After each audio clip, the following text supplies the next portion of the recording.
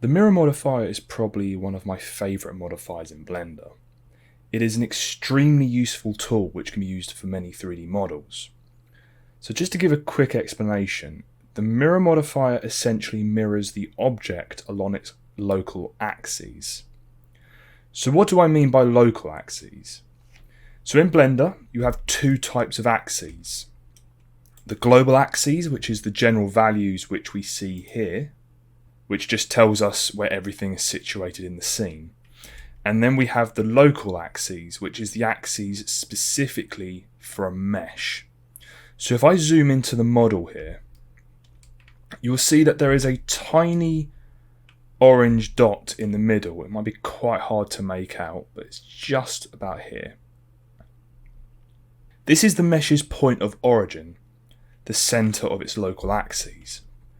If I move this mesh around, the point of origin will follow the centre of the mesh. However, if I now go into edit mode and move the mesh, you can see that the mesh's point of origin stays in the same position. So how is this important for the mirror modifier? Well, I will demonstrate that now. I'm going to add a mirror modifier to this mesh. As you can see, nothing has really happened because the mirror modifier is trying to calculate based on the local axes of the mesh, which is this point of origin here. If I now go into edit mode again and move the mesh whilst the mirror modifier is active, you can see that the object is now being mirrored with this point of origin, this orange dot here, being the centre of this operation. So for the mirror modifier we have a few options here. First is the axes section. This simply allows us to mirror the object on a different axes. So at the moment it's on the x-axis. I could use the y-axis instead and move it this way. Or I could use the z-axis. There you go. You can also select multiple axes.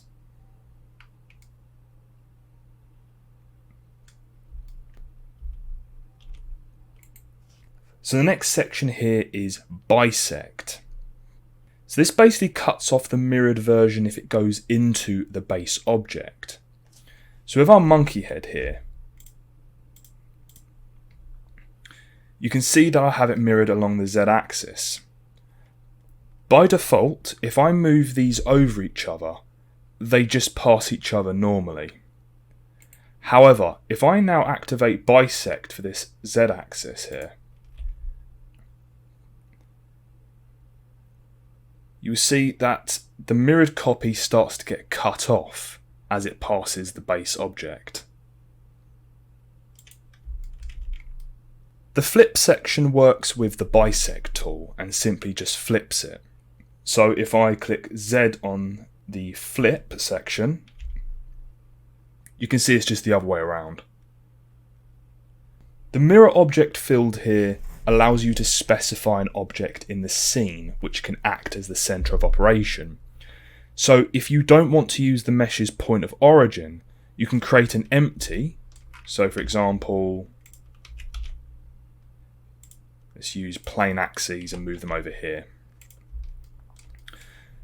So coming back to the mirror modifier, if we select this empty that we've just made here as our mirror object, you can see that the mirror operation is working based on the mirror object we have specified here. Clipping is very handy. Just to quickly show you, if I move these meshes into each other and then apply the mirror modifier, you will see that the topology is quite messy. Essentially what's happened is the copy's topology is just merged in with the base object's topology.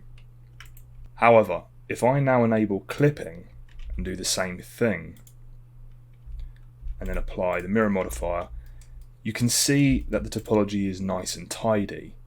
Even though the meshes were intersecting each other, Blender has made the topology line up very nicely. Next is the merge tool. This simply sets the distance for the copies to start merging into each other in the base object.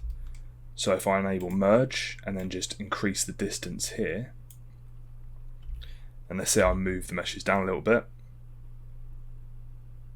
you can see there, based on 1 meter, they are starting to merge. And then the data section here just does the same kind of mirroring but for UV maps instead. I hope this video has helped you understand the Mirror Modifier a bit better. As you can see, this tool is very useful and can have its uses for many 3D models. If you found this video helpful, make sure you subscribe to stay up to date with future content. I will see you in the next video.